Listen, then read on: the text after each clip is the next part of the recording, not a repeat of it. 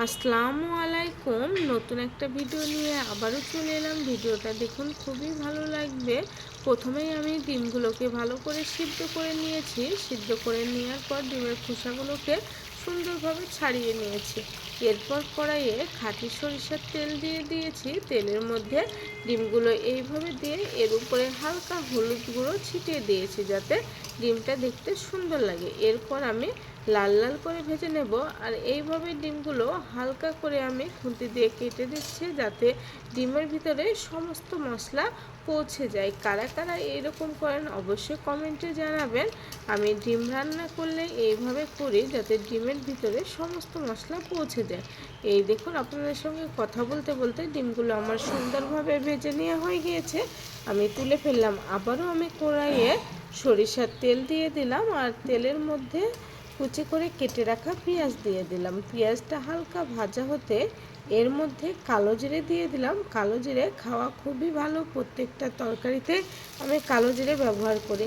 এর মধ্যে আদা জিরে বেটে রেখেছিলাম, সেই বাটা মশলাটাও দিয়ে দিলাম। দিয়ে খুন্তি দিয়ে ভালো করে আমি নেড়ে নিচ্ছি। এর মধ্যে এবার পরিমাণ মতো লবণ, হলুদ গুঁড়ো, লঙ্কার গুঁড়ো আর ধনিয়া গুঁড়ো দিয়ে দেবো।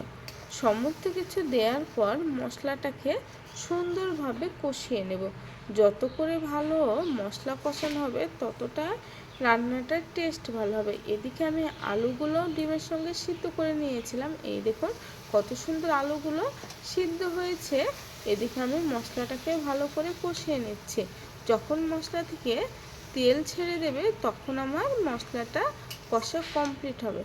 সমস্ত রান্নার মেন উপকরণ হলো মশলা কষা।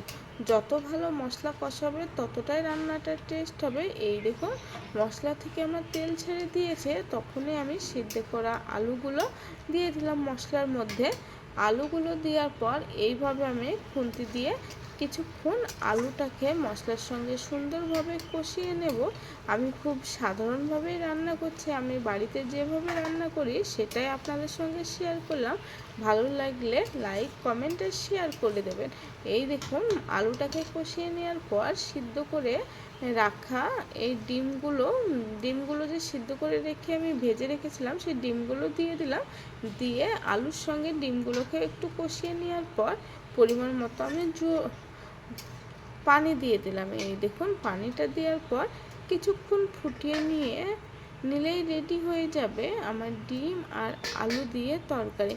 কি বলবো, এই তরকারিটা এত টেস্ট হয়, কিছু বলার নেই, খুবই সুন্দর লাগে। আপনারা অবশ্যই একবার এইভাবে রান্না করে দেখবেন। গরম ভাতের সঙ্গে খুবই ভালো লাগে। কালারটা দেখুন, মাশাআল্লাহ, কালারটা অনেক সুন্দর হয়ে গিয়েছে। এরপর আমি জিরে ভেজে গুঁড়ো করে রেখেছিলাম, সেই ভাজা জিরে উপরে ছিটিয়ে দিলাম। ছিটিয়ে দেওয়ার পরেই আমি নামিয়ে ফেলবো। দেখুন কালারটা, দেখুন মাশাআল্লাহ, কালারটা খুবই সুন্দর হয়েছে।